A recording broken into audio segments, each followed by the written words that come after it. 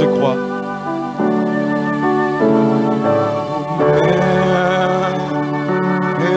Maintenant, je crois. Maintenant, je crois.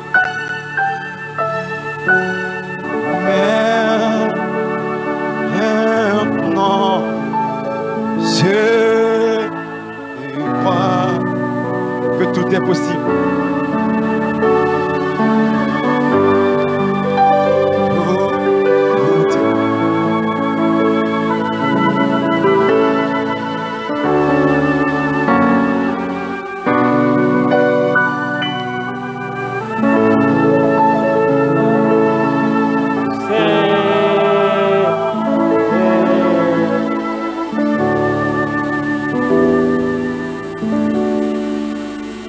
Notre Seigneur et notre Dieu, le Seigneur Jésus-Christ, le Dieu puissant, le Dieu omnipotent, le Dieu omniscient, le Dieu omniprésent, qui vit au siècle des siècles. Tu as dit, les ciels et la terre passeront, mais ta parole ne passera jamais. Voici, Seigneur, cet après-midi, les fruits de ta parole, la manifestation de ta parole. Nous sommes ici parce que nous avons été manifestés par l'accomplissement de la parole de Malachie 4. Avant que le grand jour de l'Éternel n'arrive, ce jour grand et redoutable, voici, je vous enverrai Élie le prophète. Nous l'avons vu, nous l'avons reçu et nous croyons en lui. C'est pour cela que nous sommes ici. Bénis-nous, Seigneur. Guéris les gens qui sont malades. Donne des solutions à ceux qui ont des problèmes. Et que nous puissions partir d'ici avec un témoignage. Comme celui des 2 disciples sur le chemin d'Emmaüs. Nos cœurs ne brillaient-ils pas au-dedans de nous alors qu'il nous a parlé cet après-midi? Merci pour le calvaire. Merci pour William Branham. Merci aussi, Seigneur, pour le ministère que tu as placé dans cette église. Merci pour chaque frère et sœur, ceux qui t'aiment et qui soutiennent ta parole. Nous remettons la réunion entre tes mains. Au nom de Jésus-Christ. Amen.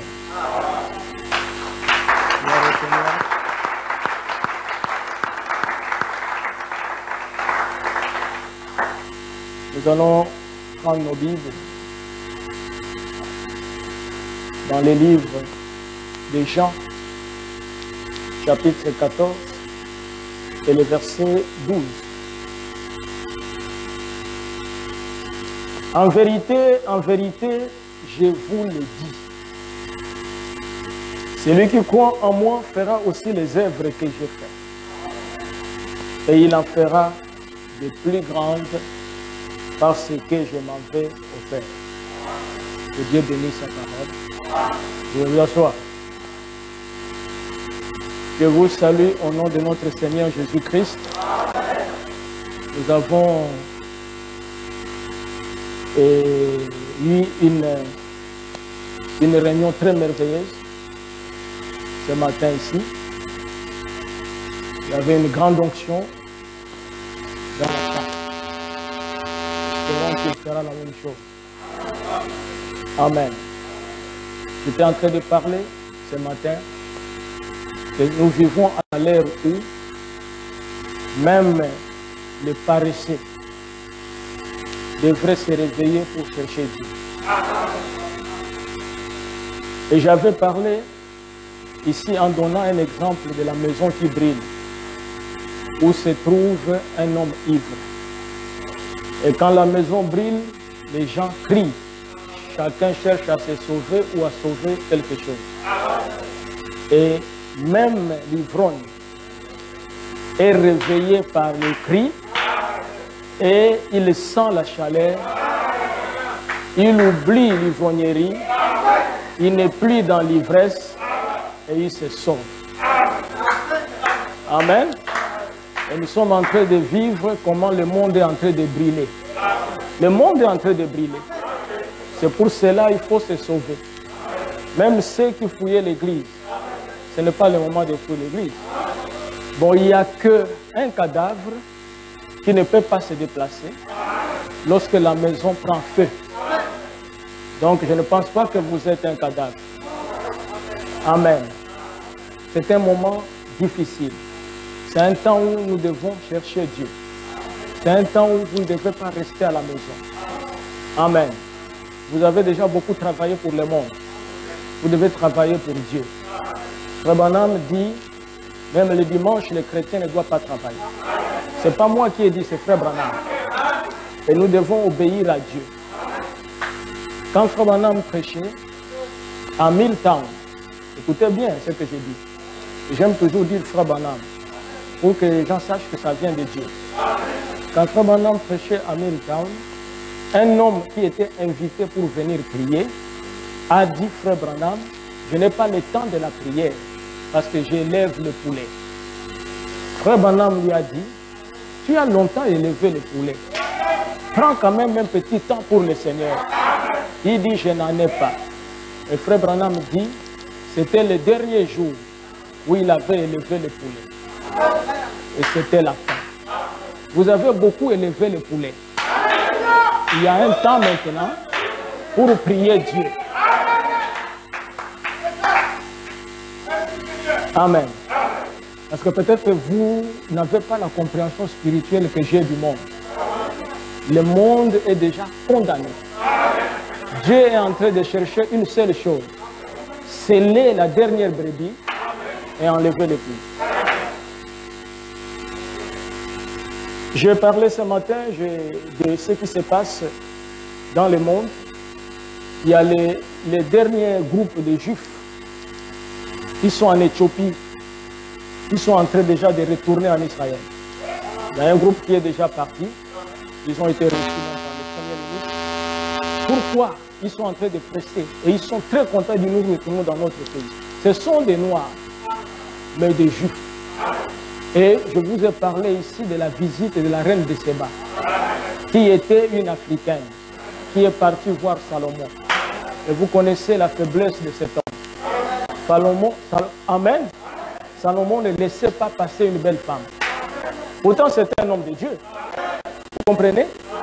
Quand il a vu la reine de Séba, il a dit non, tu ne peux pas aller comme ça. Ce n'est pas possible. Ou tu restes ici parmi mes épouses et tout ça. Mais l'histoire dit que la reine de Séba a dit non, tu as déjà beaucoup d'épouses. Et moi, je ne peux pas abandonner mon royaume pour venir rester avec toi ici. Et elle est restée avec Salomon.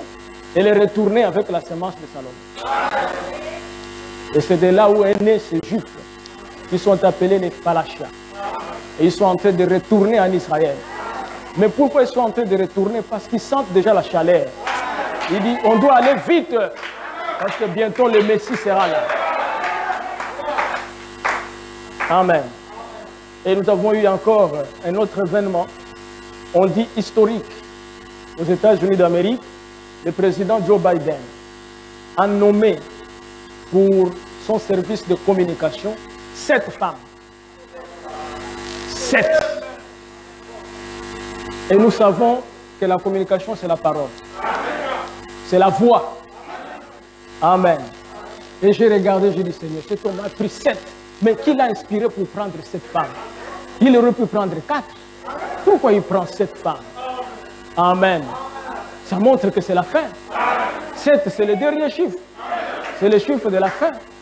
Et ce sont ces 7 femmes qui vont s'occuper de sa communication.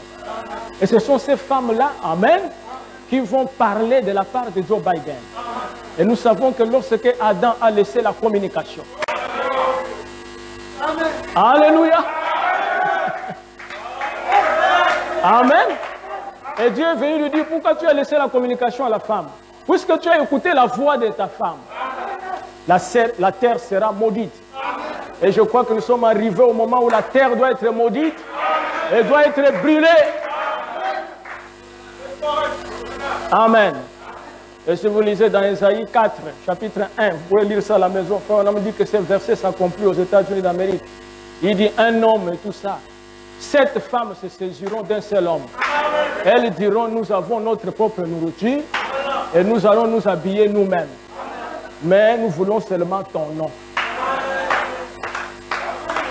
Amen. Est-ce que vous aimez le Seigneur? Applaudissons un peu pour le Seigneur. Gloire au Seigneur.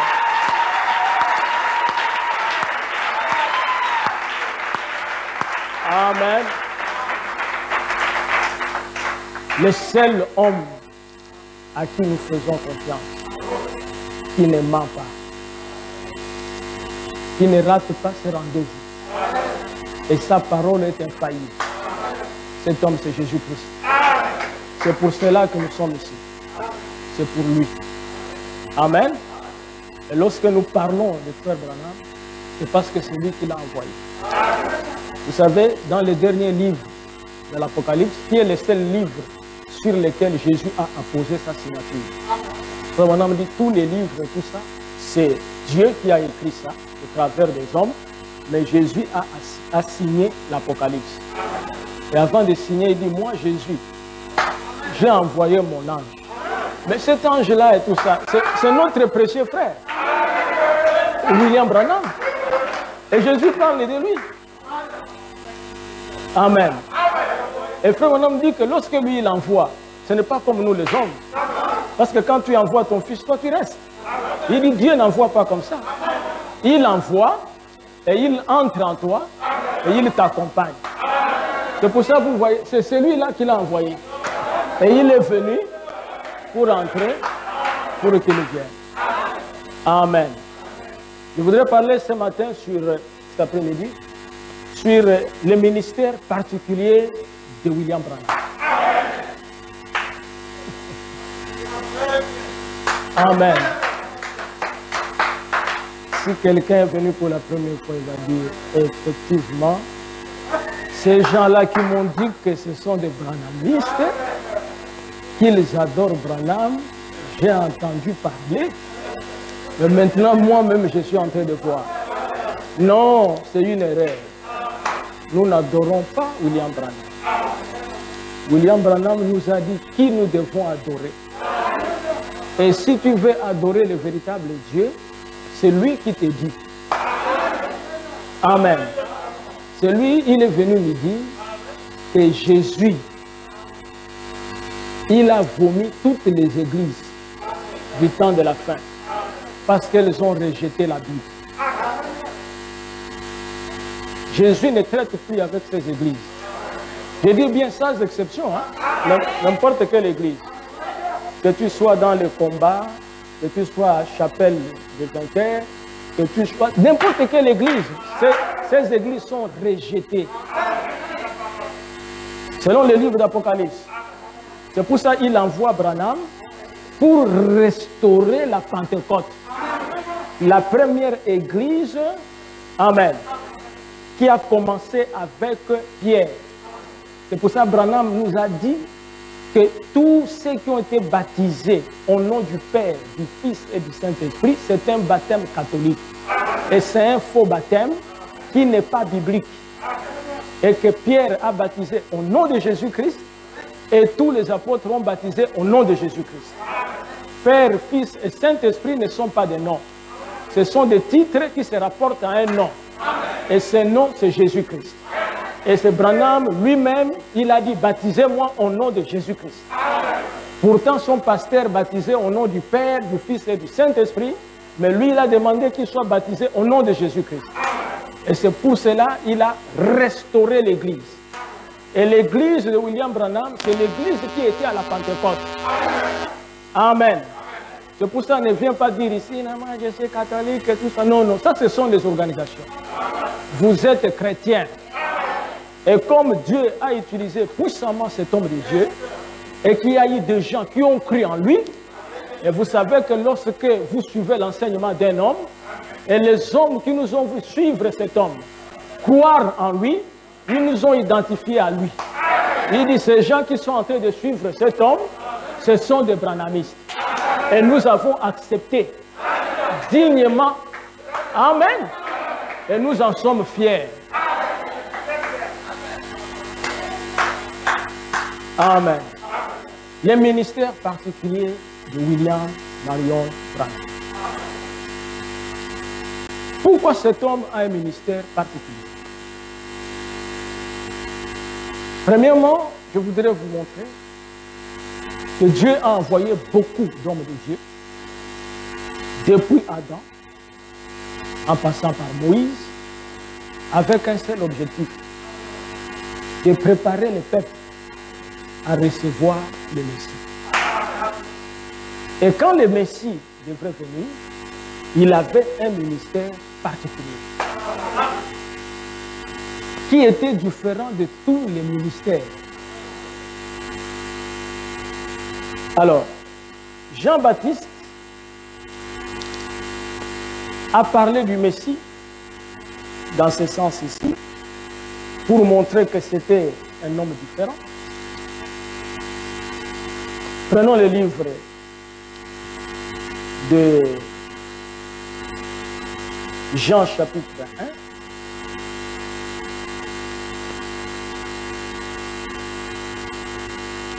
Jean chapitre 1.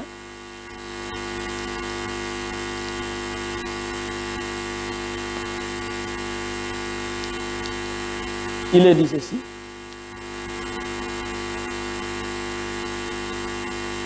Verset 6.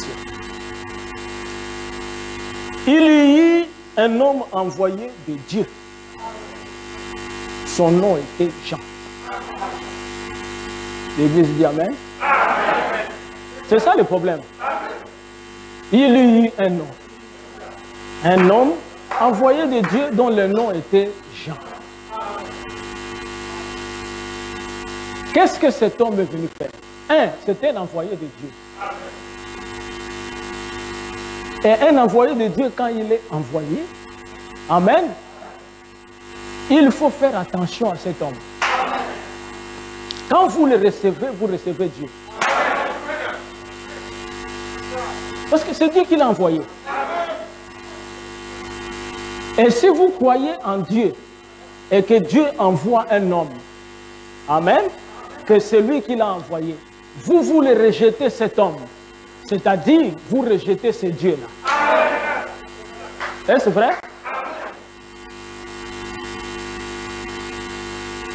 Il vint pour servir de témoin, pour rendre témoignage à la lumière, afin que tous Christ par lui. Cet homme qu'on a envoyé, Jean, on a envoyé en Israël. Il est venu comme précurseur du Messie. Parce qu'il n'y a pas quelque chose que Dieu peut donner à un homme qui soit plus grand que le Messie. Et le Messie, c'est Dieu lui-même. Et si tu as Dieu lui-même, tu n'as plus besoin d'autre chose. Parce que si tu parles en langue, ce n'est pas Dieu. C'est un don de Dieu. Si tu prophétises, ce n'est pas Dieu. C'est un don de Dieu. Si tu fais les miracles, ce n'est pas Dieu. C'est un don de Dieu. Et vous comprenez? Mais lorsque vous recevez Dieu lui-même, c'est plus grand que tout.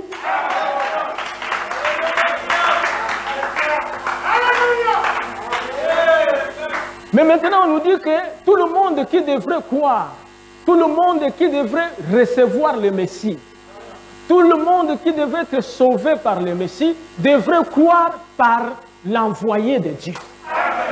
Ce n'est pas moi qui le dis, c'est la Bible. C'est-à-dire que si vous recevez Jean-Baptiste, Jean-Baptiste vous amène vers Dieu lui-même, qui est le Messie. Je dis bien, il y eut un homme envoyé de Dieu. Est-ce que l'Église me suit? Et je suis en train de lire la Bible. Il y eut deux hommes. Non. Un homme. Cette affaire de deux hommes, ce n'est pas dans la pensée de Dieu. Amen. Il y eut un homme envoyé de Dieu. Un homme. Et cet homme est venu rendre témoignage à la lumière. Et la Bible dit, il n'était pas la lumière. Mais il parut pour rendre témoignage à la lumière. Amen. Donc cet homme est venu et il a trouvé les gens dans l'obscurité.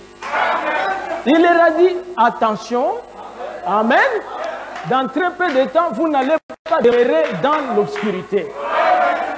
La lumière est en train de venir. Amen. Ils ont dit, mais c'est toi la lumière et tout ça. Dit, non, non, non. Amen. Moi, je suis une lumière.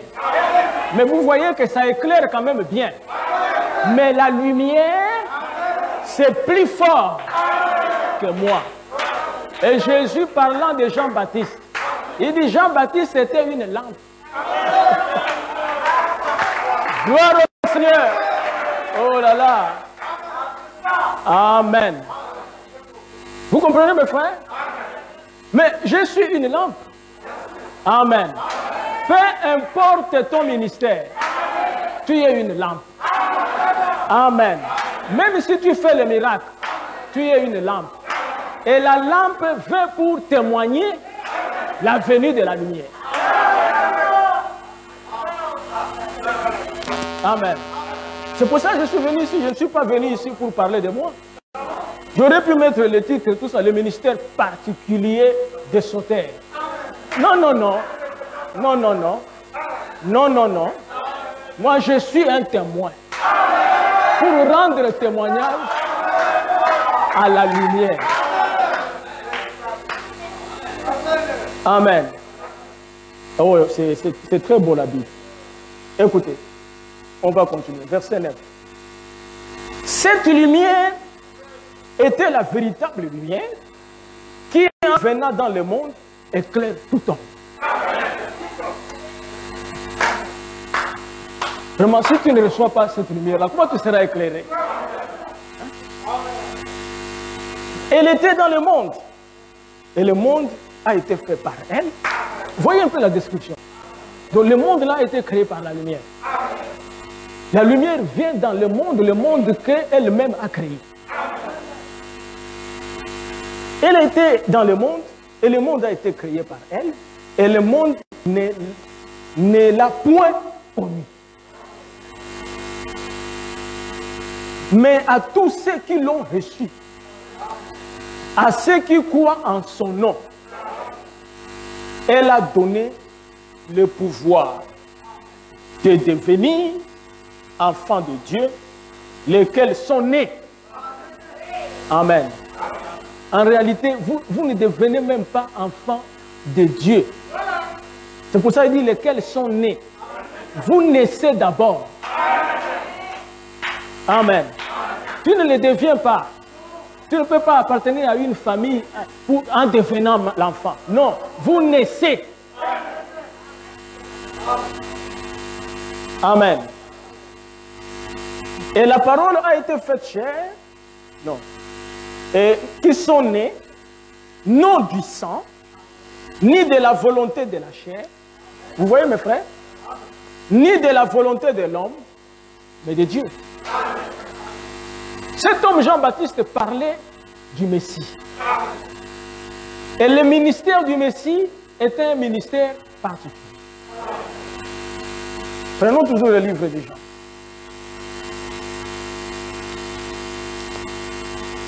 Verset 35.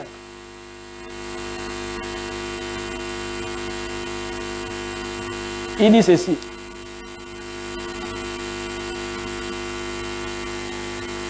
Le lendemain, Jean était encore là avec deux de ses disciples.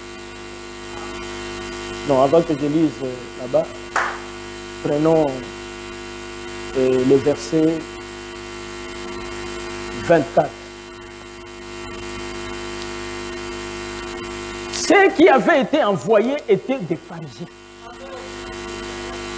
Ils lui firent encore cette question. Pourquoi donc baptises-tu si tu n'es pas le Christ? Ni Élie, ni le prophète. Oui? Les gens viennent aujourd'hui nous raconter des histoires. Est-ce que nous sommes là pour écouter n'importe qui? Non! Nous, à l'ère là et tout ça, nous écoutons. Si tu es Élie, tu ne connais pas. N'est-ce pas? Si tu n'es pas Élie, tu es le Christ, tu peux nous parler. Si tu n'es pas le Christ, tu es le prophète, tu peux nous parler. En dehors de ça, oh, c'est le plus grand bishop et tout ça, non. C'est pas chez nous là. Amen. Dans les grands ministères et tout ça. Et l'archevêque ne parle pas sur nous ici. Nous ici, c'est Christ, soit les prophètes, amen, ou Élie. Élie. Hein? Et nous avons eu la grâce de recevoir les prophètes, recevoir Christ, recevoir même Élie. C'est toi. Viens nous parler. Ils lui ont posé la question que non, écoutez, tu ne peux même pas te permettre de baptiser. Si tu n'es ni Christ, ni Élie, ni les prophètes. Tu dois nous dire quelque chose pour que nous on croie que tu es permis de faire ce que tu fais. Jean leur répondu, moi, je baptise d'eau. Mais au milieu de vous, n'est-ce pas? Il viendra.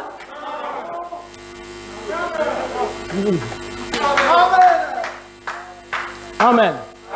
Et vous vous souvenez ce que la voix a dit à la rivière en 1933. Vous connaissez cela?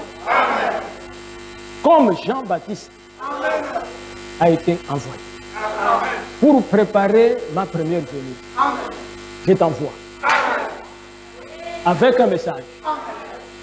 Je t'envoie, toi qui? William Branham, pour préparer ma seconde venue.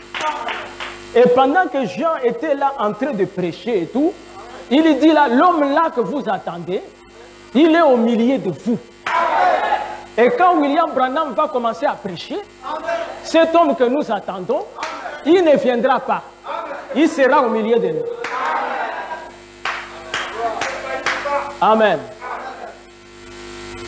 Il y a quelqu'un que vous ne connaissez pas qui vient après moi.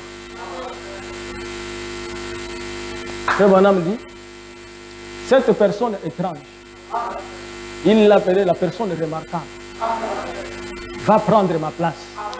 Quand elle arrive, moi je diminue. Elle va croître. C'est le même langage. Et cette personne-là remarquable, ce n'est pas un prédicateur quelque part. N'est-ce pas? Parce qu'aujourd'hui, nous avons beaucoup de successeurs. Quand il dit et tout ça, qu'il vient après moi. Mais c'était Christ. Et Frère Branham tient le même langage. Qu'il vient après moi. Et je lui donnerai l'épée. Et lui, il va continuer le ministère. Il s'agit de qui? De Christ. C'est celui-là dont il parlait. Amen. Frère Branham ne peut pas partir sans que Christ ne soit là. Voilà, ça c'est l'évangile surnaturel. Vous comprenez? Amen. Ça c'est l'évangile surnaturel. C'est ça qui est c'est très grave. Amen. Frère Branham, avant de quitter, il doit nous montrer Jésus. Non, non, non, bien mes frères. Frère Branham est parti. Nous attendons maintenant Jésus lui-même. Mais comment tu vas le voir? Et surtout le reconnaître. La Bible dit ici sur Jean-Baptiste, tous crurent par lui. Lui-même, Jean-Baptiste, vous dit que je ne le connaissais pas. C'est pas facile. Ça fait 2000 ans qu'il est parti. Tu as pris la Bible ici, tu es embrouillé. Amen. Et c'est toi qui vas dire après 2000 ans tout ça, que bien mes frères, quand il va venir, et tout ça, nous allons le reconnaître. Comment tu vas le reconnaître? Parce que tout ce que Jésus peut faire en venant, s'il vient dans les airs et tout ça, Satan peut venir dans les airs. Et si Jésus arrive comme ça dans les airs, il dit, mes enfants, je suis là, c'est moi, Jésus, venez. Le diable est capable de dire, mes enfants, je suis là, Jésus, venez. C'est pour cela que Jean-Baptiste dit que mes frères, ce n'est pas une chose facile. Même moi, Jean-Baptiste, je ne le connaissais pas.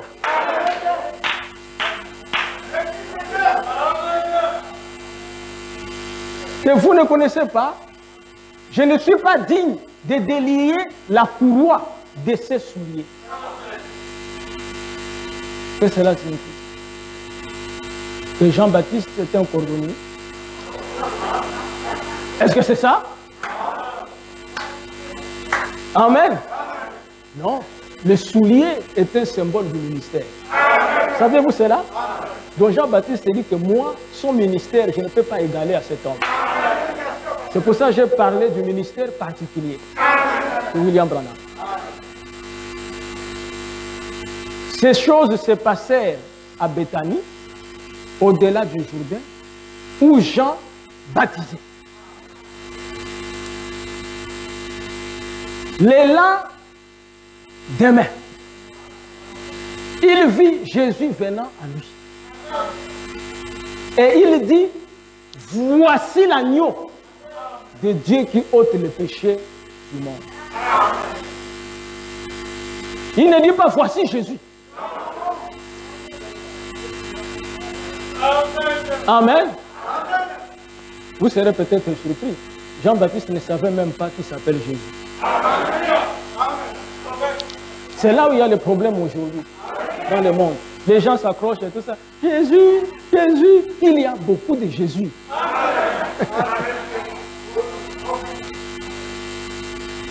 Mais qui est le véritable Jésus? Amen. C'est la parole. Si vous voyez un Jésus apparaître physiquement, il vous dit quelque chose. Pour savoir si il est vrai, tu prends la parole. Mais vous allez voir que les catholiques et la parole, ça ne leur dit rien. Ce sont des signes, des apparitions. Il se trouve là-bas et tout ça. Il voit tout comme si c'était une femme avec une longue robe et tout ça. Il tombe la Vierge Marie. Et il amène ça, la révélation de Fatima. Mais vous allez vous tromper. Parce que ce ne sont pas ces choses-là. Amen. Il faut que cette révélation-là soit conforme à la parole. Remarquez. Amen. C'est celui dont j'ai dit, après moi, vient un homme qui m'a précédé quand il était avant moi. Je ne le connaissais pas. Est-ce que l'église est avec moi? Est-ce que Jean-Baptiste le connaissait? Je ne le connaissais pas, mais c'est afin qu'il fût manifesté à Israël que je suis venu baptiser d'eau. Amen. J'ai rendu ce témoignage. J'ai vu l'Esprit descendre du ciel comme une colombe et s'arrêter sur lui. Et dans un autre texte, il dit lui-même que celui qui m'a envoyé baptiser m'a dit que celui sur qui tu verras l'Esprit descendre du ciel et s'arrêter sur sa tête, c'est lui, le Messie. Il ne lui dit pas qu'il s'appellera Jésus. Il dit non, non, tu n'as pas besoin du nom. Amen. Quand tu vois seulement la lumière, et quand cette lumière-là descend, et tu vois la lumière sur lui, n'hésitez pas. Cet homme-là, c'est un agneau de Dieu qui ôte le péché du monde.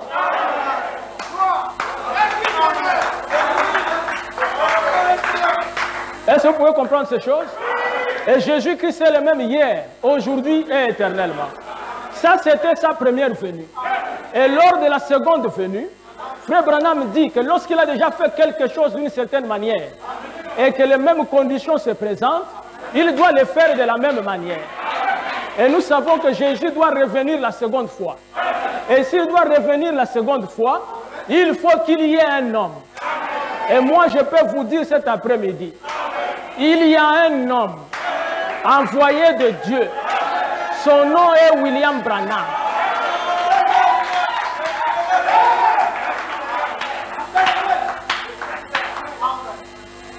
Amen. Il est venu pour rendre témoignage à la lumière. Amen. Et il était lui-même aussi la lumière.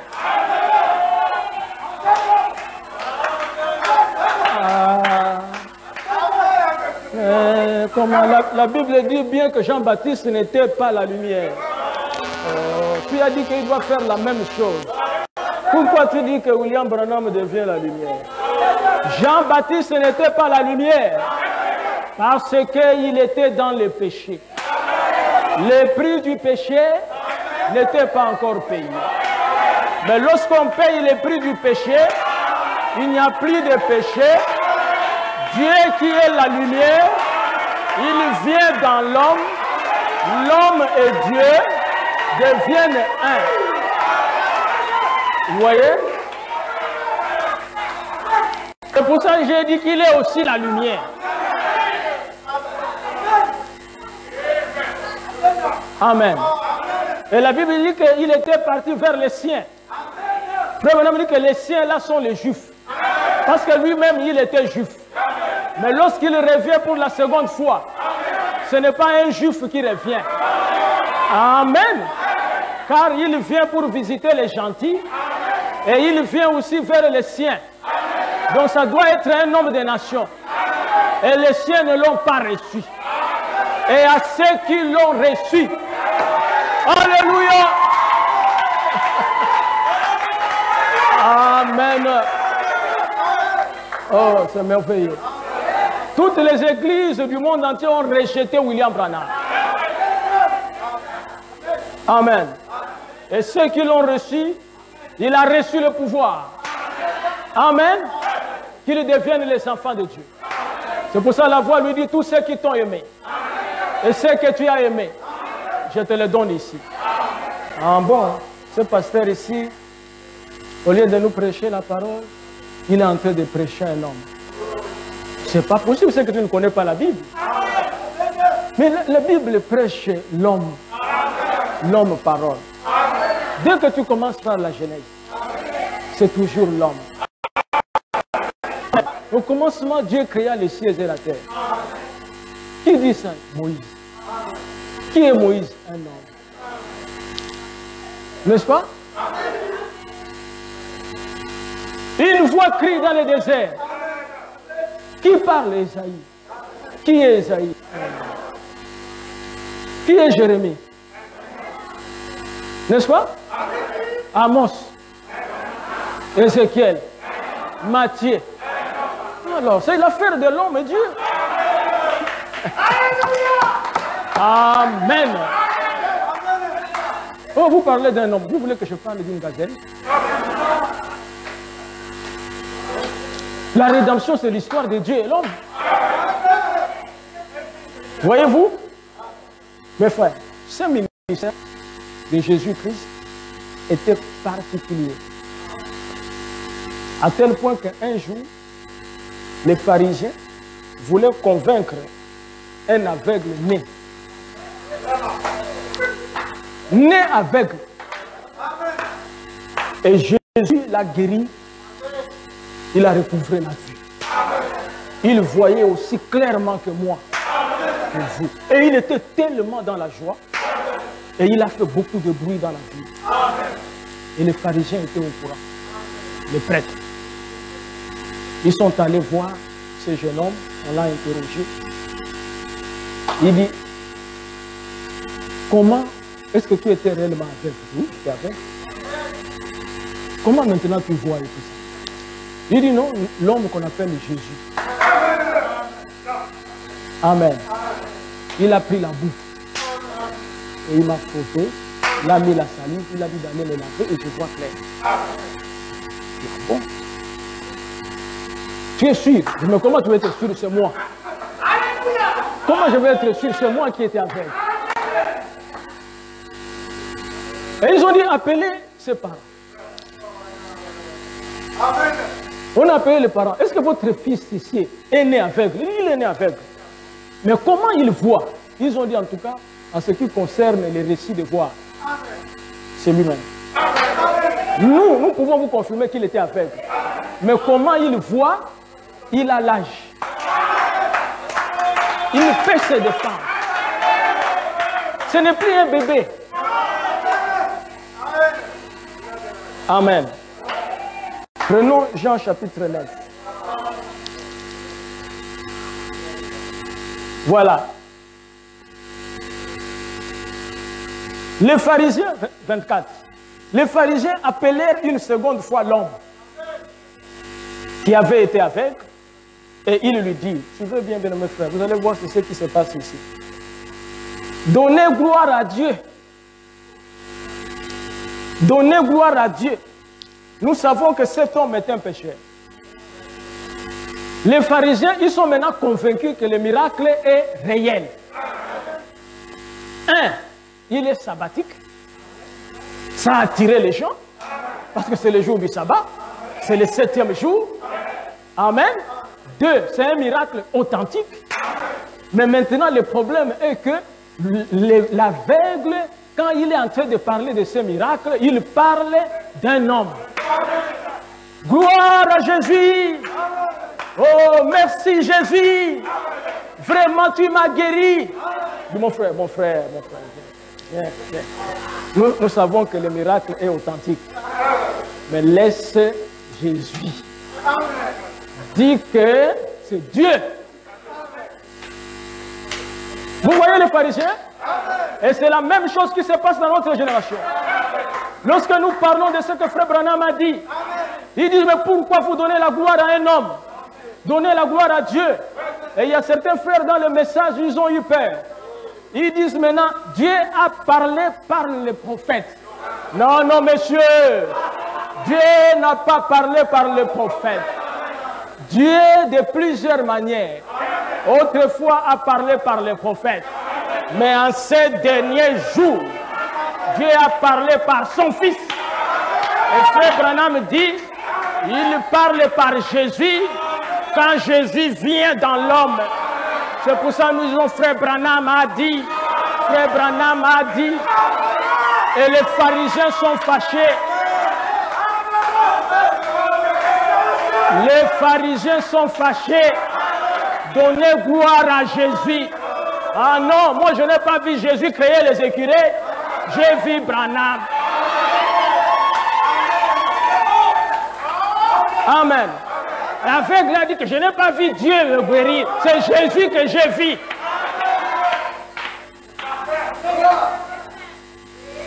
Amen. Que cet homme est un pécheur. Mais il ne savait pas que cet aveugle avait un ministère puissant. Amen. Il répondit, s'il est un pécheur, je le sais. Je sais une chose, c'est que j'étais aveugle et maintenant je vois. Mes frères, ce qu'on m'a fait là, tu me dis que c'est un pécheur, c'est votre affaire. Que cet homme soit pécheur ou pas et tout ça, il m'a, amen, il m'a guéri. Ma guérison est d'une grande importance. Vous qui n'êtes pas des pécheurs, je suis là avec vous. Dans les ténèbres, je souffre. Qu'est-ce que vous avez fait?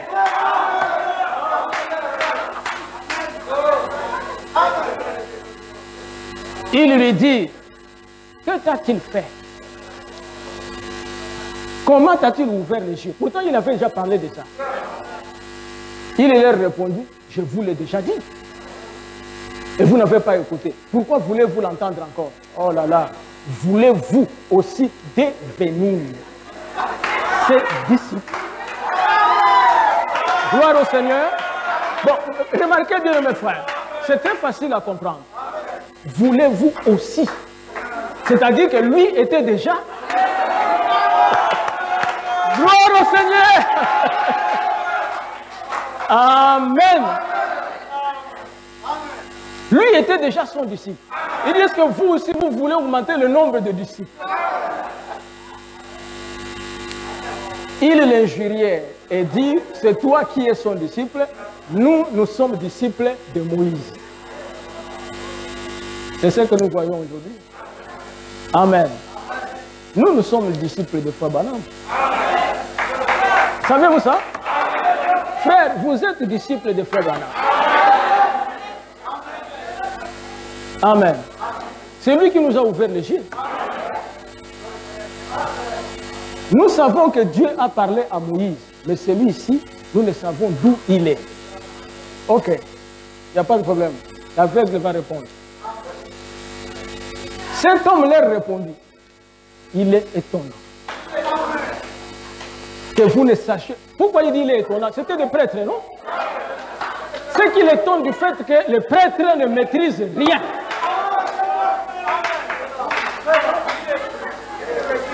Il est étonnant. Il est étonnant que vous ne sachiez d'où il est. Et cependant, il m'a ouvert les yeux.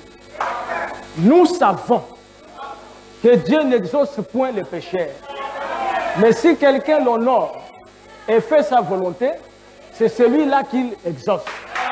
Et il arrive à la fin pour montrer la particularité de ce ministère.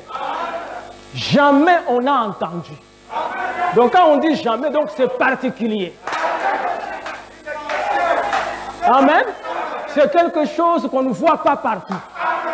Jamais on a entendu dire que quelqu'un ait ouvert les yeux d'un aveugle né.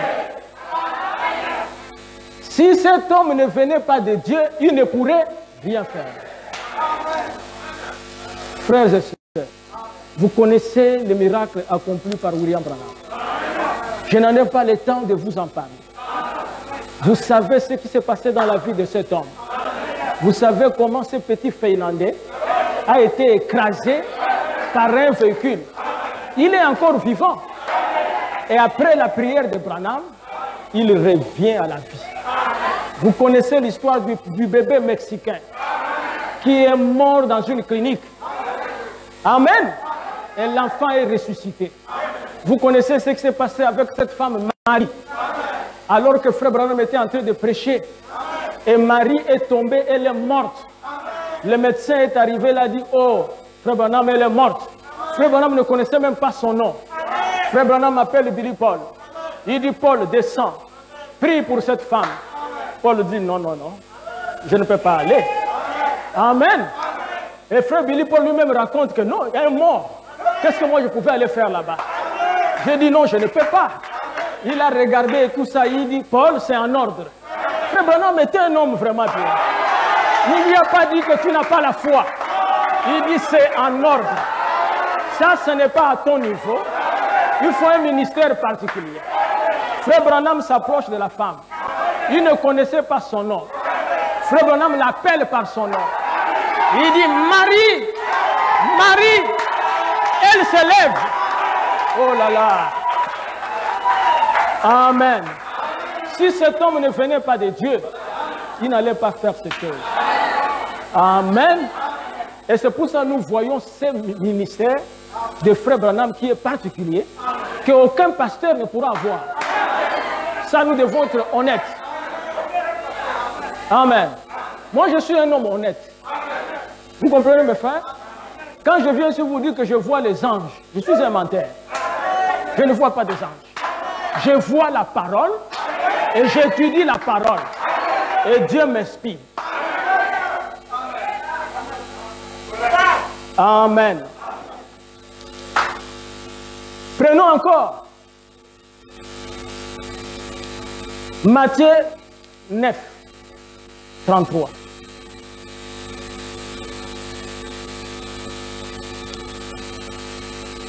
Un ministère particulier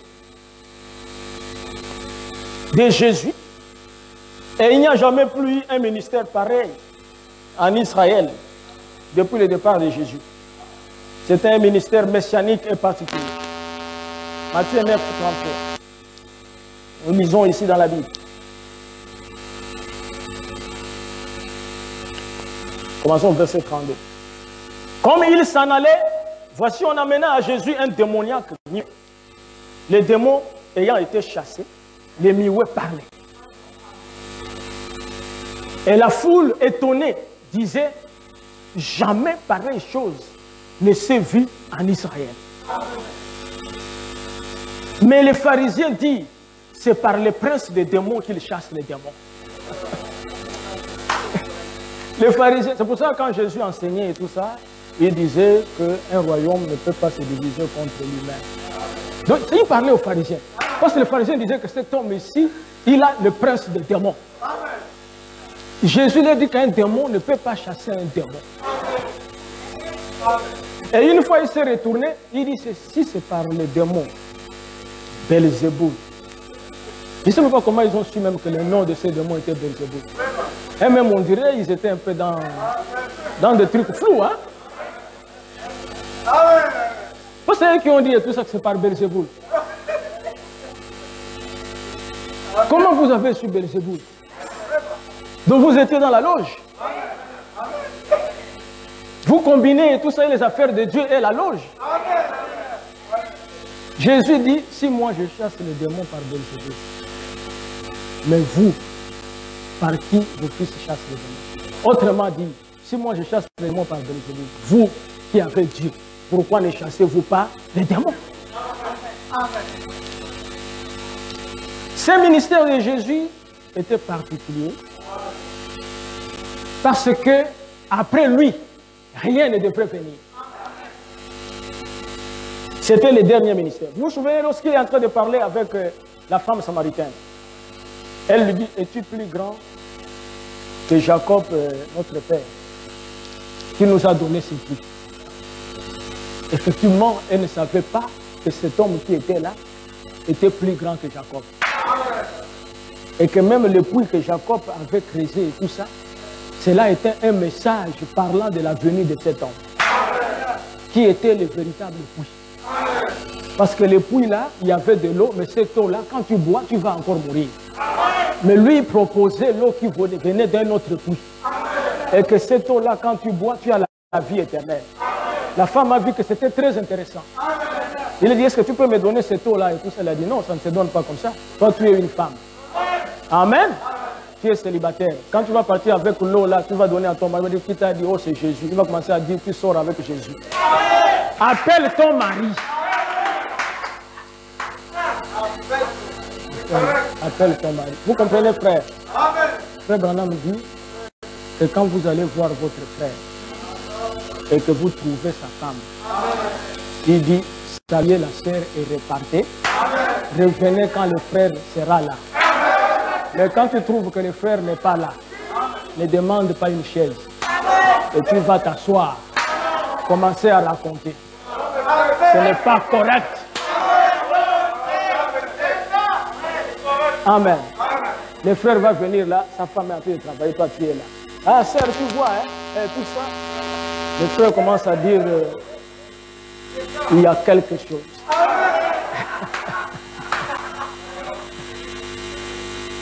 Voyez-vous, le ministère messianique de Jésus devrait se répéter au temps de la fin.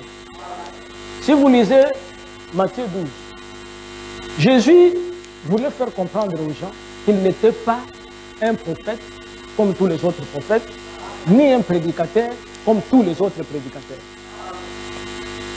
Quand il a dit à ces gens-là que les hommes de Ninive, n'est-ce pas, se repentir à la prédication de Jonas, mais il y a ici plus que Jonas. La reine de Midi se lèvera contre cette génération, la condamnera, parce qu'elle vient de loin pour entendre la sagesse de Salomon, mais maintenant où je vous parle, il y a plus que Salomon. Donc il montrait que c'était un ministère unique, particulier, extraordinaire. Vous êtes avec moi? Mais maintenant, dans Jean 12, 14, Jésus va parler de quelque chose.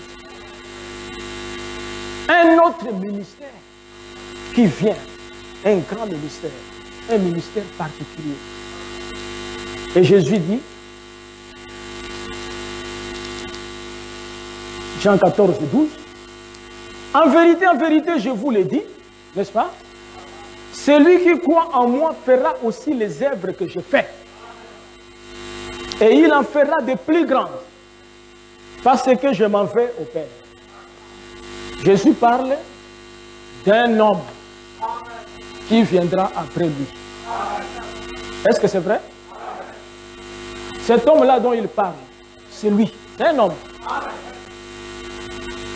Quand il va venir après Jésus, il fera ce que Jésus a fait. Mais il va en faire en plus grand nombre. C'est ça l'interprétation de Frère Branham. Ce n'est pas qu'il en fera de plus grandes, mais il en fera en grand nombre. Amen. Il y a eu seulement quelques résurrections dans le ministère de Frère Branham. Amen. Dans le ministère de Jésus. Il y a eu quelques sourds, miouets, qui ont parlé dans le ministère de Jésus. Mais du temps de Frère Branham. Amen. Frère Branham a prié pour les enfants sourds pendant qu'il était en train de prêcher. Et ces enfants ont parlé et ils ont entendu. Et après, on lui a dit que ces enfants-là appartiennent à une école. Et là-bas, c'est l'école seulement de sourds-muets. Et Frère Branham est allé dans cette école. On a amené tous les enfants. Amen. Frère Branham a prié. Tous étaient guéris. On a fermé l'école. C'est extraordinaire. Les choses qui ont été faites par Frère Branham, si ce n'était pas prouvé même scientifique, n'importe qui douterait. Mais pourtant, c'est des choses vraies. Branham devrait accomplir la parole de Jésus. Celui qui croit en moi fera les œuvres que j'ai faites et il en fera de plus grandes. Amen. Frère Branham dit que dans le ministère de Jésus, Jésus n'a jamais créé. Mais il prenait ce qui existait, il multipliait. Il prend le pain, il multiplie. Il prend l'eau, il transforme cela en vin. Il dit que mais dans les derniers jours, lorsque Jésus revient dans son église, là où il n'y a rien, il parle et les écureuils viennent à l'existence.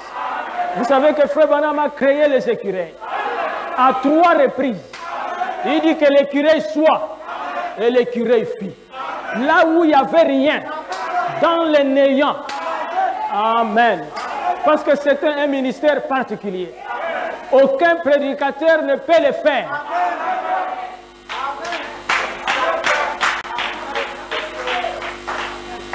Amen. Alors William Branham lui-même dit ceci au sujet de ce ministère particulier qui devrait venir, qui va nous permettre d'aller dans l'enlèvement. Et c'est pour bientôt. Ne manquez pas l'enlèvement. C'est de votre faute. Qu'est-ce qu'il y a de bon ici pour vous faire manquer l'enlèvement? Il y a quoi? Il y a quoi de bon? Ici, il n'y a rien. Il n'y a rien. Vous avez mangé ce que vous pouvez manger. Tout. Vous avez déjà mangé ça? Le poulet, la zèle, et tout ça, les légumes. Vous devez manger ça. Amen. Tout. On veut faire tout ça. Il y a des gens qui ont même cherché à goûter les chiens. Ils ont mangé les chiens. Tout. Mais vous sentez toujours qu'il y a quelque chose qui vous manque.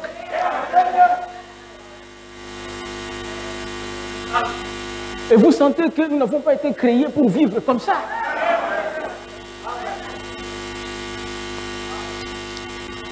Dieu ne nous a même pas créés pour vivre comme ça. Chaque fois que vous devez vous réveiller, vous partez travailler. Quand vous revenez, vous devez aller dormir. Avant de dormir, vous devez aller dans la douche. Et tout ça. Et toujours, peut-être que vous n'avez pas de l'eau chaude et tout ça, c'est encore grave. Hein? Hein? Quand tu prends et tout ça, un peu là, tu veux mettre, tu fais un peu d'effort. C'est ça que vous trouvez que c'est bon ici? Amen. Qu'est-ce qu'il y a de bon ici? C'est parce que vous apportez de hauts talons et après vous commencez à vous tordre de douleurs des reins parce que vous ne marchez pas normalement. Qu'est-ce qu'il y a de bon ici, c'est tout ça? Parce que vous avez coupé des fleurs pour mettre sur la tête. Voilà. Non, il n'y a rien de bon ici. N'avez-vous pas remarqué que tous les grands hommes de Dieu, quand ils viennent, ils partent rapidement. Jésus n'a pas même pu supporter ici. Même nous, quand il nous regarde, des fois, nous refusons le message. Il dit, mais regarde là, vraiment. Un endroit où j'étais là et tout ça, mais j'ai même dit, Père, glorifie-moi, que je quitte vite ici. Et ils se sentent bien là. Ils peuvent se battre seulement pour une petite portion de terre. Parce que l'autre, il est venu commencer son mur ici. On va aller au tribunal. On va. C'est pour toi. C'est querelle inutile. Amen. Vous allez voir les gens prêts à se battre. Moi, j'ai vu des choses comme ça. sur le terrain là-bas et tout ça. C'est moi qui ai cédé ça, c'est moi qui ai vendu ça aux gens. On m'appelle parce que ça ne va pas ici, les gens. J'arrive là-bas, qu'est-ce qui me passe? Oh, mon terrain c'était jusqu'ici. Et lui, il est venu ici. Je lui ai dit que pousse ça là-bas. J'ai dit, mais c'est moi qui vous ai vendu ça. Où est le problème si tu laisses quelque temps là et tout ça? Il peut dire, on a besoin du passage, nous voulons passer ici et tout ça. Lui, il veut toujours emmener là-bas, il empêche les autres. Quand je regarde, pour moi, ça, c'est la preuve même du manque Saint-Esprit. J'ai dit, bon, vous allez prendre cette partie ici. C'est pour moi. Vous passez. C'est tout ça. Un monsieur a fait des problèmes là-bas. Je suis malheureux de voir que mon frère. Où est le problème? On veut faire un passage d'eau ici. Qu'on n'arrive pas ici chez moi. Il a planté les bananes. Ici, on ne touche pas la banane. J'ai dit, mon frère, ce que je vous dis, c'est authentique. Hein? Quelques semaines après, je repars là-bas. Sa femme vient me voir parce que mon mari est décédé. Quoi? L'homme de banane? Il a laissé sa banane.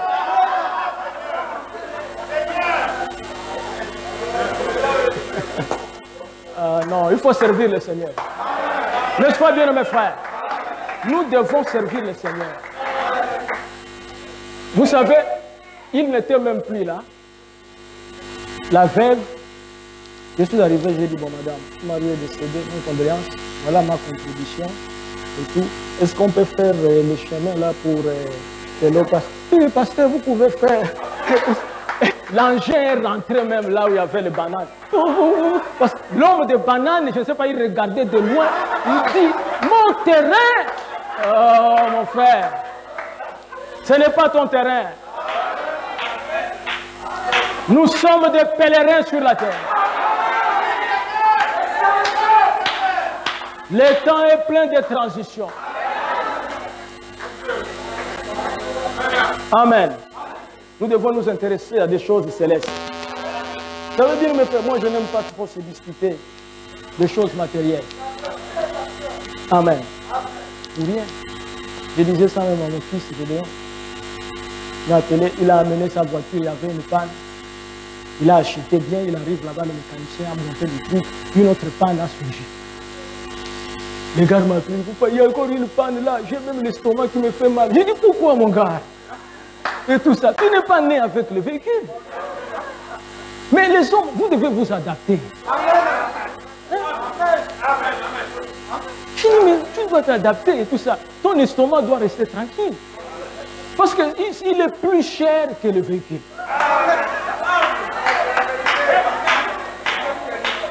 Si vous avez cet attachement-là très fort aux choses matérielles, il y a quelque chose qui ne va pas. Il y a quelque chose qui ne va pas. Vous allez venir et tout ça. Vous avez eu 200 000 et il y a 1000 francs ou 2000 qui ont disparu. Mais le bruit que tu vas faire, c'est pendant une semaine. Quand tu rentres et tu retournes. Les enfants qui ont pris mes 2000 là, les enfants qui ont pris, tu dois venir à l'hôtel pour chercher Dieu.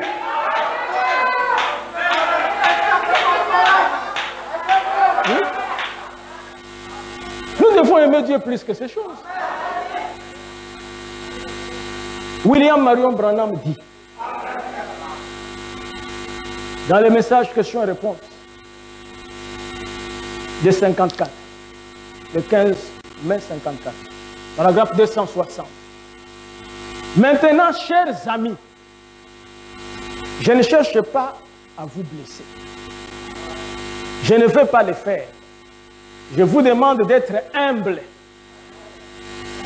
Regardez la chose en face et voyez ce qu'il en est. Confrontez cela avec la Bible, non pas avec votre Église, ni avec la conception mentale insensée, ridicule de quelqu'un qui s'est enflé d'orgueil, mais regardez la parole de Dieu. Bien sûr, pensez-vous que le Dieu Tout-Puissant me confierait ses ministères qu'il présente partout comme ceci, accompagné des signes surnaturels et des choses qui ne se sont jamais vues depuis le Nouveau Testament. Amen. Depuis le départ des apôtres, nous n'avons pas vu un prédicateur avec un ministère plein du surnaturel comme William Branham. Amen. Un jour, pendant qu'il prêchait, il a appelé la ligne de prière.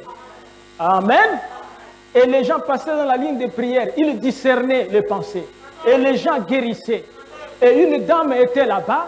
Quand elle a vu cela, amen, elle n'a pas cherché qu'on puisse appeler son nom, appeler sa carte. Peut-être qu'elle n'avait pas de carte.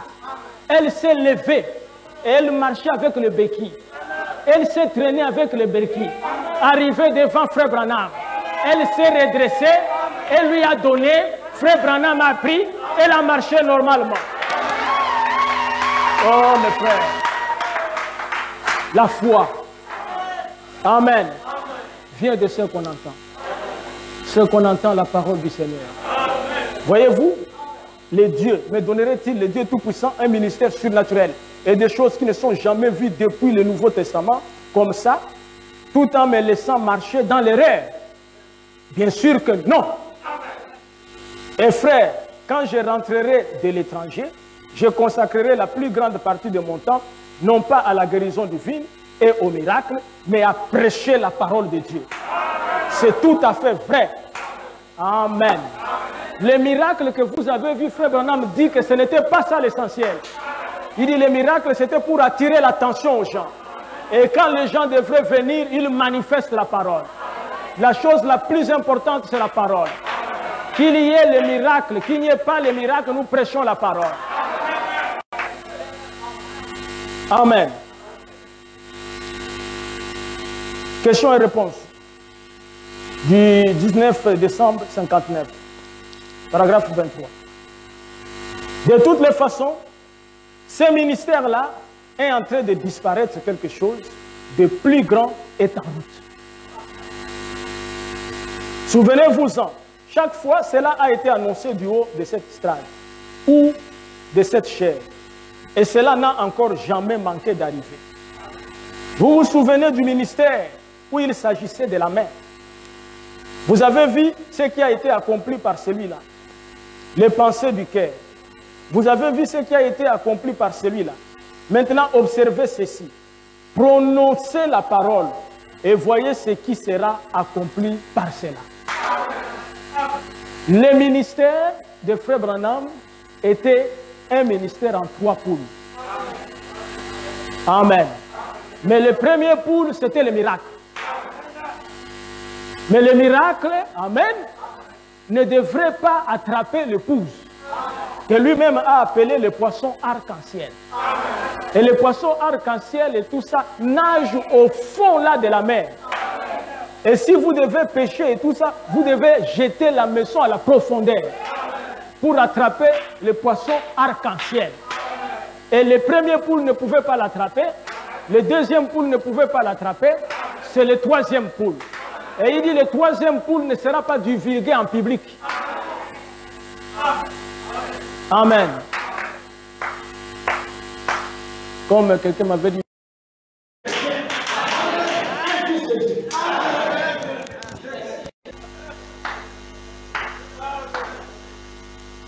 Et mon prof de l'histoire, il croyait en cette théorie-là. Moi je lui ai dit, mais prof, moi je ne crois pas en ça. Je n'étais même pas dans le message. Il m'a dit, mais comment tu ne crois pas en ça? J'ai dit non. L'homme ne peut pas venir du singe et tout ça. Sinon et tout ça. Mais ça s'est arrêté quand? Parce que depuis ce temps-là, nous n'avons pas vu d'autres singes venir. Sortir pour dire que mon frère, maintenant je suis votre frère.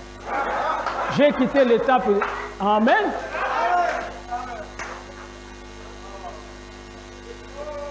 C'est un mensonge. Et même beaucoup de scientifiques, aujourd'hui, ils ont dit que c'est un mensonge. Mais au lieu qu'ils déchirent les livres, ils sont toujours là. En train d'enseigner. Mais il faut quand même avoir un sens élevé, faire la repentance. Déchirer les livres, enseigner aux enfants que l'homme a été créé par Dieu.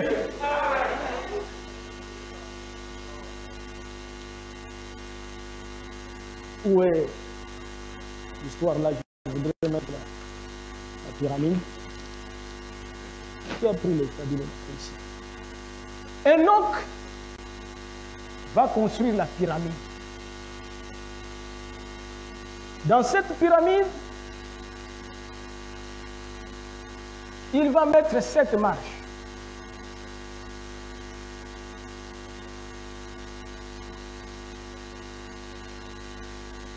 Enoch était prophète.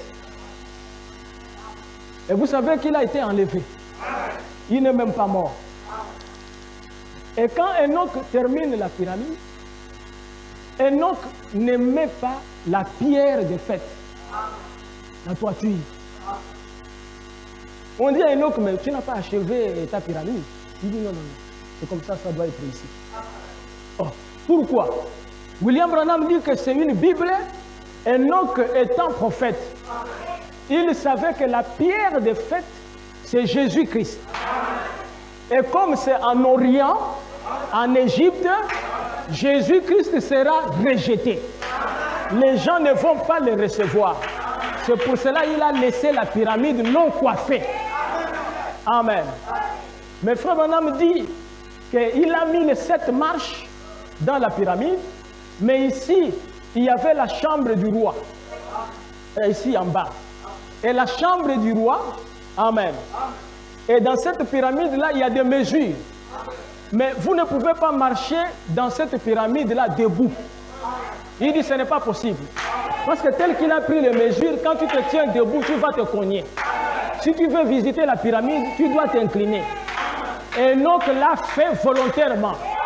Il montrait que l'homme, pour aller voir Dieu, il doit diminuer. Il ne doit pas être un orgueilleux. Tu marches comme ça. On ne va pas voir Dieu comme ça. Amen. Et frère me dit que pour entrer dans la chambre du roi, il fallait gravir 7 marches. Il dit à la 7e marche, il y avait une plateforme. Et il y avait un homme. Il dit l'homme là se tenait à la porte. C'est Enoch qui a fait ça. Et frère me dit que cet homme là, son rôle, c'était lorsque tu as marché et tu arrives là-bas, c'est lui qui va t'introduire dans la chambre du roi. Et le roi, c'est Jésus-Christ.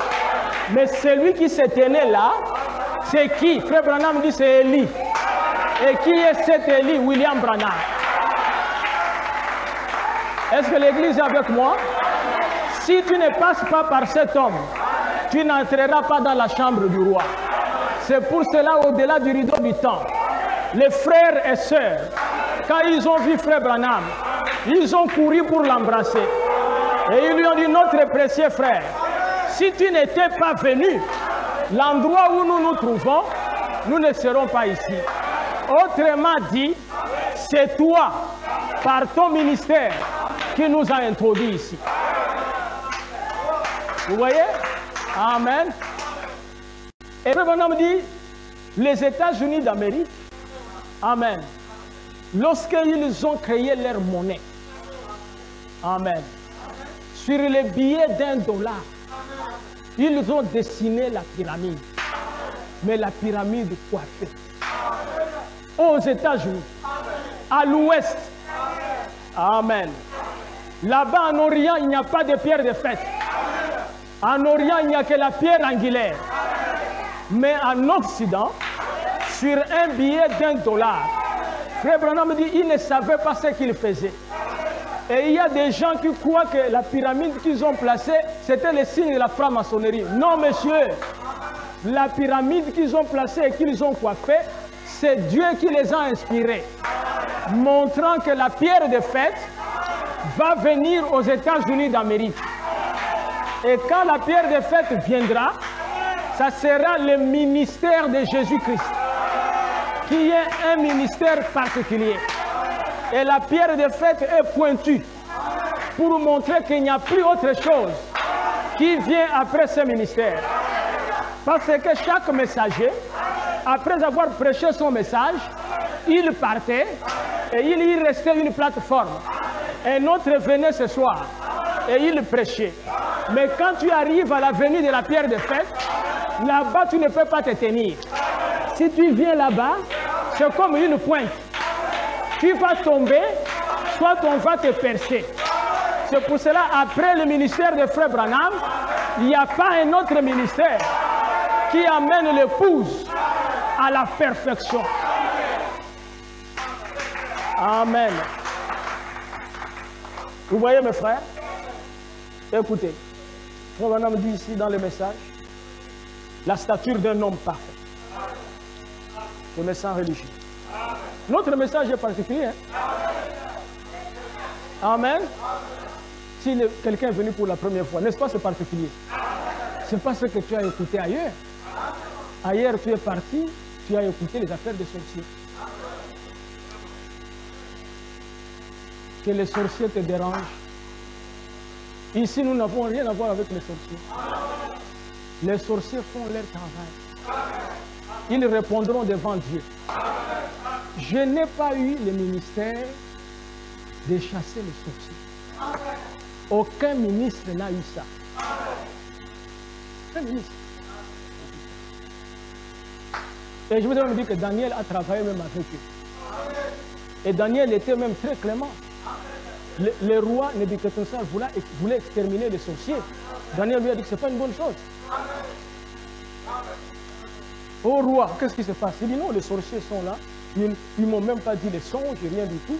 Là, j'ai ordonné qu'ils soient exécutés. Il dit non, pourquoi tu veux exécuter les serviteurs de Dieu? Pour rien.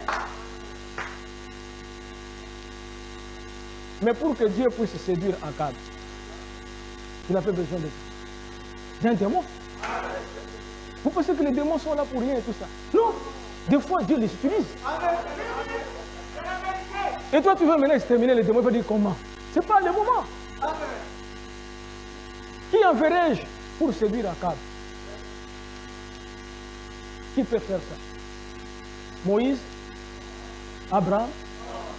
Jacob? Non, il est même Israël. Avant, vous pouvez faire en tant que Jacob. Mais maintenant, il est Israël. Il dit, Seigneur, on ne peut pas aller mentir comme ça. Il dit, mais comment je vais faire maintenant et tout ça? Akab doit mourir. Il faut quelqu'un pour mentir à Akab. Tu vois, un esprit de mensonge. À la réunion, pendant que Dieu est en train de parler de l'esprit de mensonge, il dit que c'est ça la parole même. N'est-ce pas? Dieu dit, qui enverrai-je pour séduire Akab? Il dit, c'est exactement vrai. Je peux le faire. Dieu n'a pas dit, non, tu es un démon. Tout ça, je n'ai pas besoin de démon. Il dit, tu peux le faire? Il dit, quelle est ta stratégie? Il dit, écoutez, moi, je suis un démon de mensonge. Akab a plus de 400 prédicateurs. Quand je veux partir, je le vois. Dieu dit en bon. Donc tu peux oindre 400. Il dit même plus de 400. C'est mon ministère. Gloire au Seigneur. Oh là là. Amen. C'est ce qui se répète dans ces derniers jours. L'esprit de mensonge a oint presque tous les ministres. Et ils ont rejeté la lumière. Le message de William Branham. Oh, le temps passe un peu. Non, je ne vais pas lire la statue de l'homme parfait. Je vais lire des citations. J'arrive à la fin. Dans le message, exposé des âges de l'Église.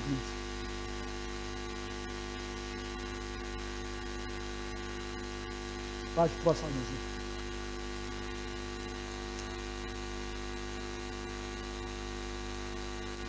Oui, c'est un messager prophète d'Apocalypse 17. Sera le même que celui de Malachie 4, 5, 6.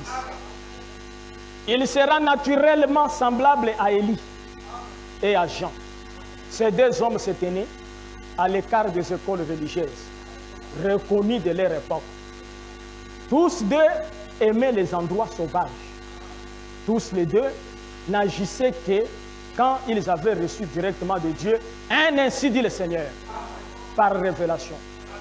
Tous les deux ont violemment condamné les ordres religieux et les conducteurs spirituels de leur époque. Et non seulement cela, mais ils ont aussi violemment condamné tous ceux qui étaient corrompus et qui pouvaient en corrompre d'autres. Et remarquez, Ils ont tous beaucoup prophétisé contre les femmes immorales et leur comportement. Élie a crié contre Jézabel et Jean a réprimandé Hérodias, la femme de Philippe. Il ne sera pas populaire, mais néanmoins, il sera confirmé par Dieu. Comme Jésus a authentifié Jean, et comme le Saint-Esprit a authentifié Jésus, nous pouvons bien nous attendre à ce que cet homme soit avant tout authentifié par l'Esprit, agissant dans sa vie par des actes de puissance indiscutables. Les actes de puissance. Amen. Si toi tu me donnes ton témoignage, parce qu'il y a des pasteurs, les miracles qu'ils font, ça se passe toujours loin de leur église. S'il est à Franceville, il dit que ça s'est passé à Libreville. S'il est à Libreville, il dit que c'est à Mwanda. Ce sont des miracles discutables. Vous comprenez? Vous pouvez croire ça ou ne pas croire ça. Amen. Comme une vidéo d'un frère qui a fait aux États-Unis, il dit qu'il écoutait la bande de Frère Branham et la lumière est venue dans les caméras, c'est rentré et tout ça, sorti, les caméras de surveillance. Bon, à moi, ce que je sais, il n'y a pas de caméras de surveillance dans les maisons là-bas, aux États-Unis d'Amérique. Alors ma femme disait, mais chérie, qu'est-ce que comment il est allé ouvrir la caméra après la lumière est venue et tout ça? Moi, je ne prends pas ce témoignage au sérieux. Je dis, mais tu as les droits. Tu n'as pas péché et tout ça, c'est discutable. Vous comprenez? La seule chose non discutable est là.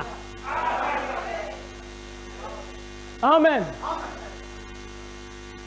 Ce n'est pas que lorsque tu fais passer les choses comme ça, on ne va plus prêcher, on va dire, bien mes frères, il faut écouter les bandes. Si tu écoutes seulement les bandes, que tu n'as pas de pasteur, même si tu as vu la lumière venir et tout ça, tu es en erreur.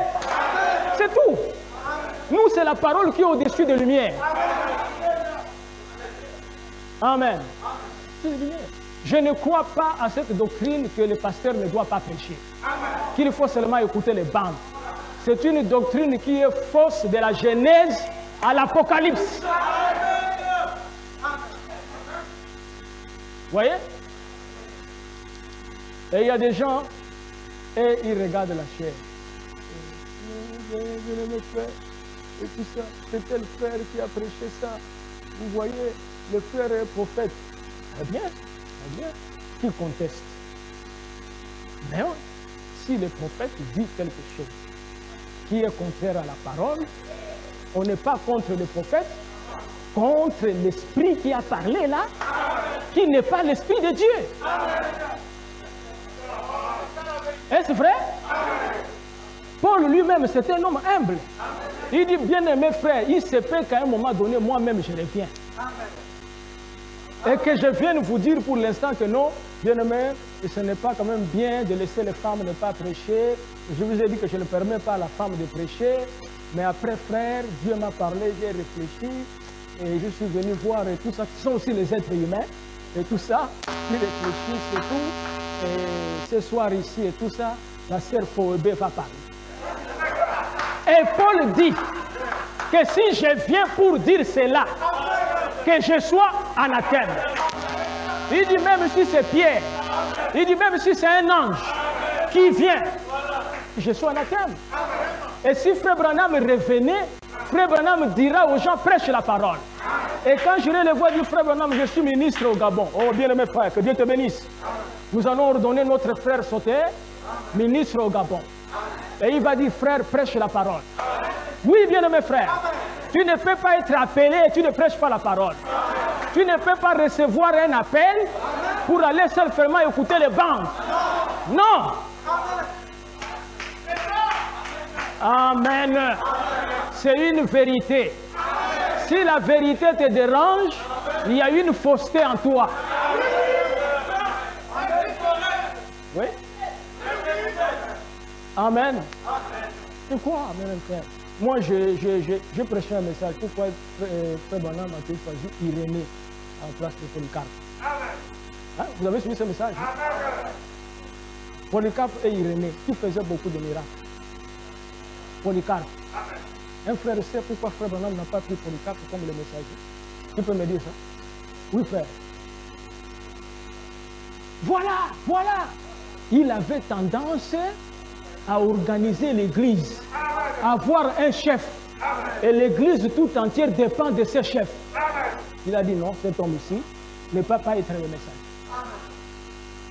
William Branham a dit que chaque assemblée est souveraine. Amen. Je peux venir ici, je me lève, je dis bien mes frères, pour ce dimanche ici, nous allons faire une prière. Je vais faire une exhortation sur la prière et nous prions. Terminé, c'est comme ça Dieu m'a conduit. Mais je ne peux pas être là et tout ça. Allô? Frère Antenne. Oui. Bon, pour le programme de dimanche, c'est comment et tout ça? Les programmes de dimanche, vous écoutez après 40 minutes l'âge de Laodicée. Je dis Amen, frère. Pas dans le message. Ces choses ont marché à un certain âge. Pas dans le message. Amen. Et beaucoup de gens vont rétrograder à cause de ça.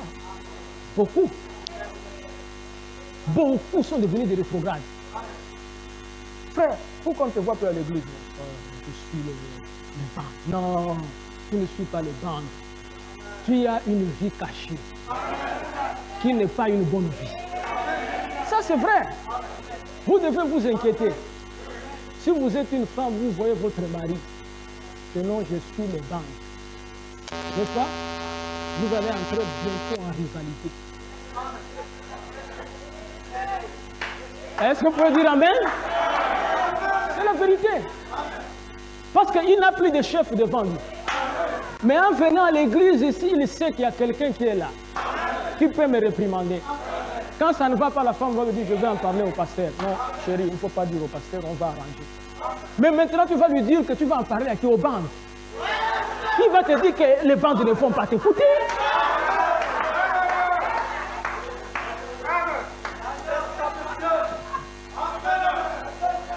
Amen. C'est pour ça que quand vous voyez votre mari commence à aller sur cette affaire-là, amène-les à l'église. Dis chérie, ça c'est une mauvaise position. Je termine ici, dans le message, ce jour-là au calvaire. Ce jour-là au calvaire.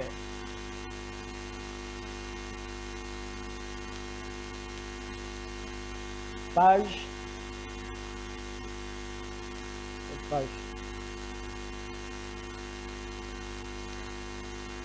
Page 21, paragraphe 131. C'est Frère Branham qui parle. Mais il a dit, vous en ferez de plus grandes. Je vais vous donner la puissance, non seulement de les ressusciter pour un temps, mais de lui donner la vie éternelle. Celle qui sera éternelle pour toujours.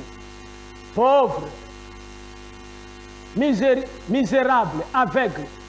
Comment faites-vous pour manquer ça? Vous ne voyez donc pas ce que la chose la plus grande. Frère Branham dit, Jésus a dit que vous ferez les choses les plus grandes. Mais l'une des choses les plus grandes, c'est donner la vie éternelle. Amen. C'est la plus grande chose qui ait jamais pu arriver, c'était de transmettre la vie éternelle à des gens. La vie éternelle. Amen. Personne ne pouvait la voir avant que Jésus ne paye le prix pour cela. Mais Jésus a payé le prix pour la vie éternelle, mais il a laissé à ses disciples, à son Église, qu'ils puissent transmettre cela. Parce que la vie éternelle, amen, mais elle vient de Jésus, mais est transmise à l'épouse. Et l'épouse qui donne la vie. N'est-ce pas la vérité? Qui part à la maternité pour donner la vie? Ce n'est pas l'homme. Mais la semence vient de qui? De l'homme. C'est pour cela que Jésus est venu avec la colonne de feu. dans la colonne de feu. Il est entré à Frère Branham. Et Frère Branham, ayant Jésus en lui, il nous a donné la vie éternelle. C'est ça les choses les plus grandes. Et lui-même, il dit, recevez la vie éternelle. Est-ce qu'on peut la recevoir? Merci Seigneur. Que Dieu vous bénisse. Gloire à Dieu.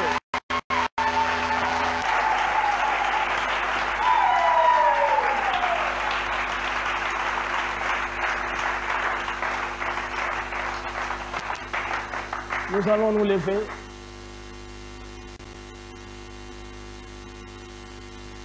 Gloire à Dieu.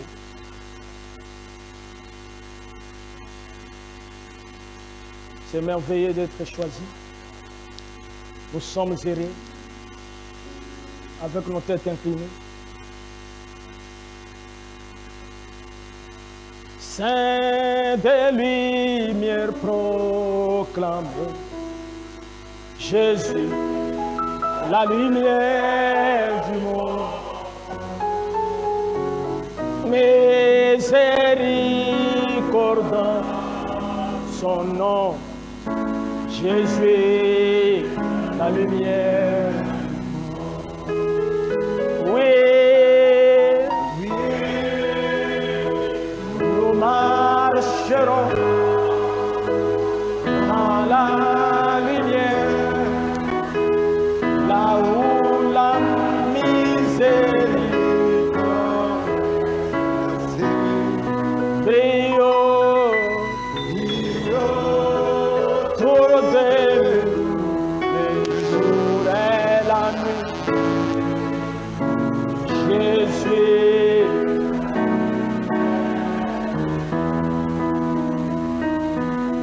écoute l'appel du Sauveur. Jésus, la lumière du monde. Amen, l'évangile à tous. Jésus, la lumière. Oui.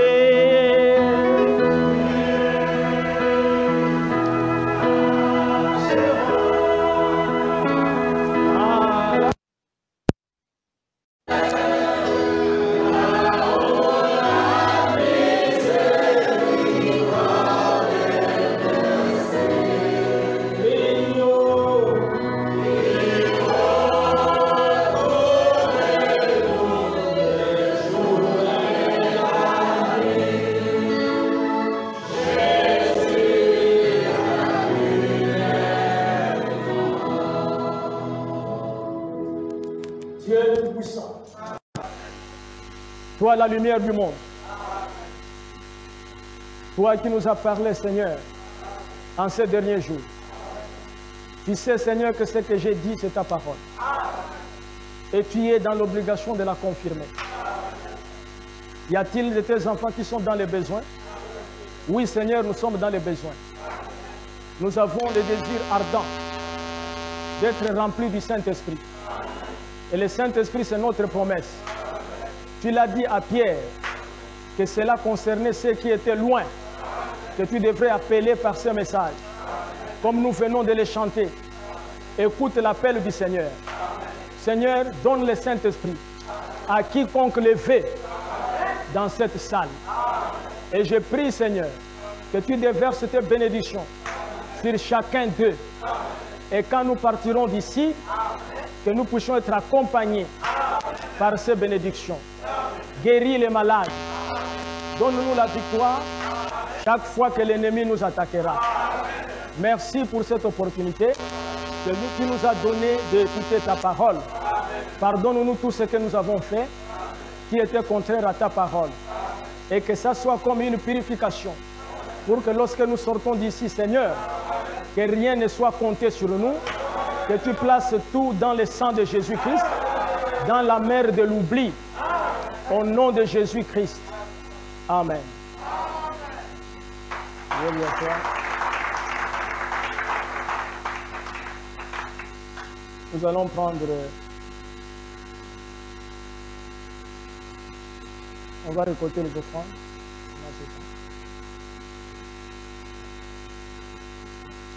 La requête de prière est venue juste en retard. Nous avons déjà prié. Les frères Vincent sollicitent la prière des saints de Bethléem Tabernacle de prier notre Dieu, le Seigneur Jésus-Christ, pour qu'il me console en ce moment difficile où j'ai perdu mon jeune frère au Congo-Kinshasa. Du reste, je dis, comme Job, l'Éternel a donné, l'Éternel a repris, que son nom soit loué.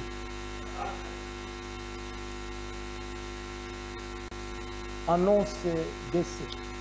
Je viens par la présente vous annoncer le décès de ma tante survenue le mardi 1er décembre 2020 de suite d'une affection médicale. La sortie du corps est prévue pour jeudi 10 décembre 2020 à Gassepka. Jeudi 10 décembre 2020 à Gassepka. Suivi d'une exposition durant 1 heure à la gare de Zende avant d'être conduit à sa dernière demeure à Francis. À cet effet, je sollicite la prière des saints et celle du pasteur Sauter afin de me soutenir durant cette épreuve. Sœur Julie.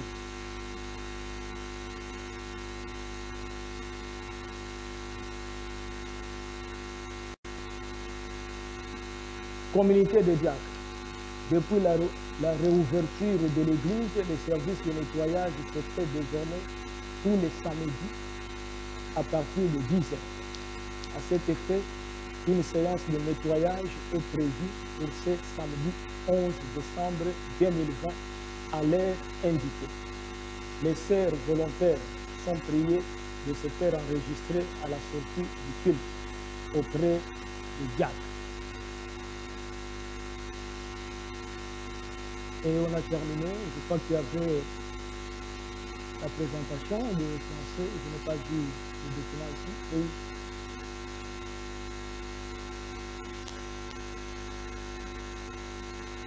Vous avez le document de frère et la sœur qui vont se présenter.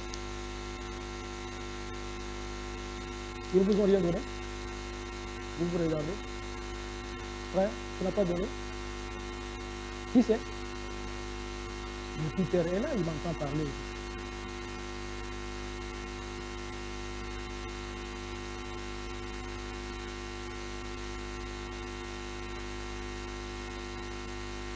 Bon, frère, c'est des polémiques maintenant avec le document. On ne va pas rester là pour ça. Frère Eric, viens ici.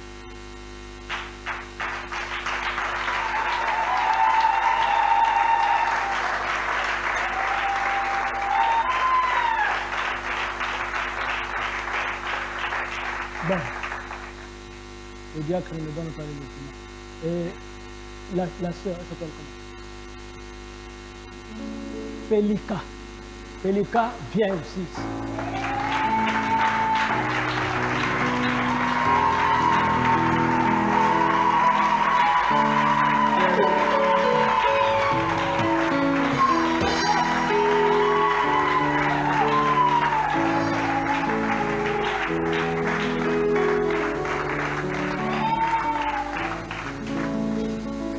Frère Eric, la sœur Pelika,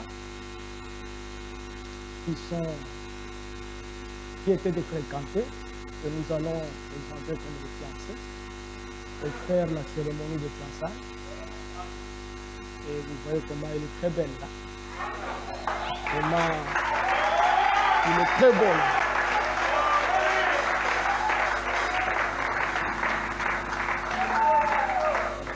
Tout ça, c'est très bien.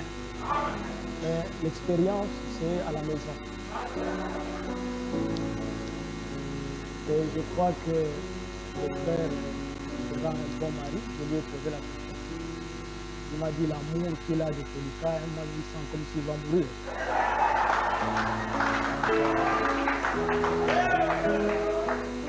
Et la sœur m'a dit la même chose.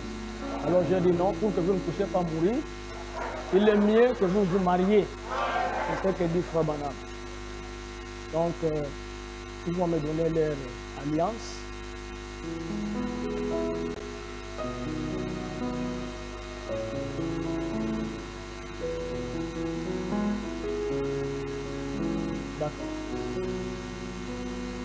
Vous savez pourquoi nous mettons ça ici dans la Bible? C'est-à-dire que lorsque le mariage a des problèmes, on retourne ici. N'est-ce pas? Mais beaucoup ne veulent pas retourner ici. Parce que j'ai dit à un frère, c'est pas toi qui m'as dit que tu l'aimerais, que ça soit dans tout et tout ça. Il me regarde comme ça. Il dit, c'est que c'est pas toi. Parce que c'est enregistré. Bon, le frère va prendre l'alliance. Donc, voilà. Je prends ça.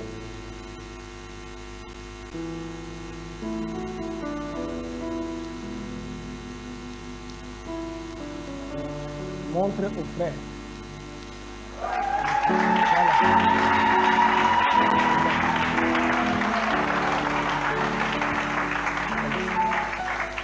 C'est pareil.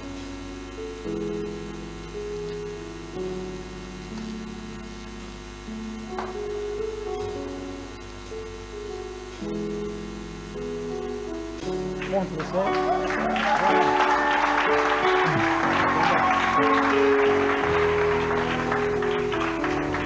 Ils peuvent regagner leur place.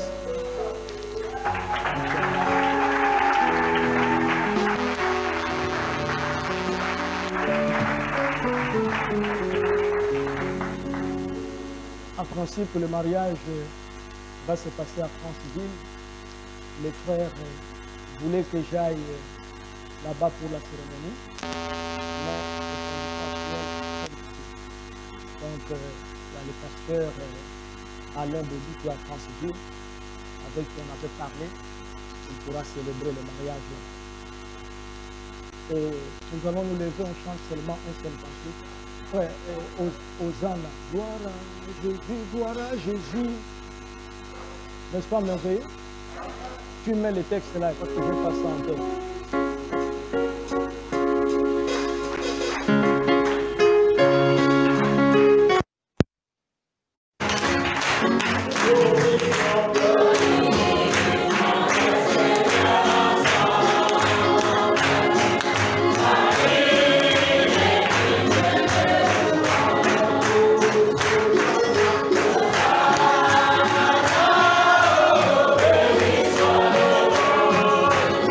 Hey!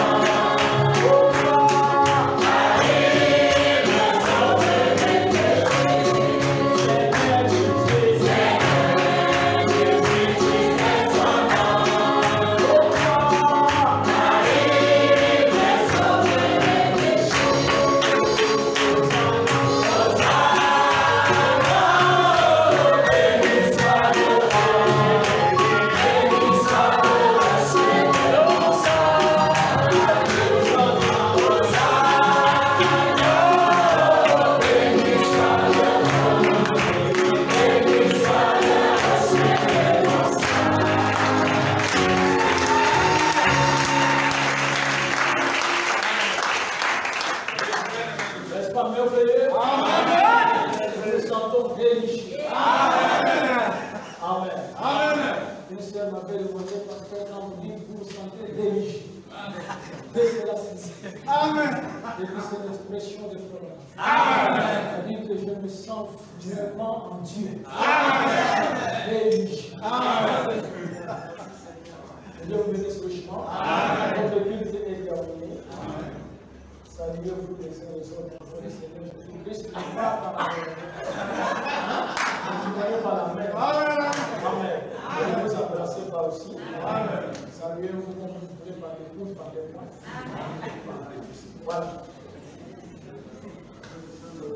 Et je vais dire aux frères que je voulais recevoir ce dimanche. Ça ne sera pas ce soir. Donc, je dois retourner à la maison. Ils m'appellent au téléphone et que je leur donne un rendez-vous. Que Dieu vous bénisse richement.